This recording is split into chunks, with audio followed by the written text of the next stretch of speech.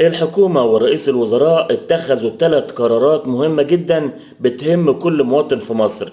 فلو فاكر ان القرارات الحكومية دي بعيدة عن حياتك اليومية، خد بالك لان ال3 ملفات اتحركوا في اخر 24 ساعة، وممكن يلمسوا جيبك وشغلك ودعم بيتك. السؤال المهم هي ايه القرارات دي وليه بتهم الناس؟ أول قرار في ملف ريادة الأعمال بعد ضم وزيرة التضامن الاجتماعي مايا مرسي للمجموعة الوزارية المعنية بالقطاع ده، وده معناه تنسيق أكبر لدعم الشركات الناشئة والمشروعات الابتكارية وخلق فرص عمل.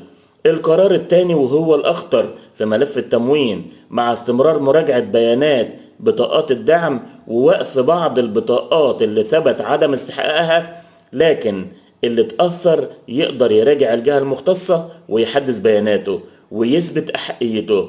أما تالت القرارات فيخص الجمارك بتسهيلات جديدة لتقليل زمن الإفراج عن البضائع وتبسيط الإجراءات على المستوردين والمصدرين.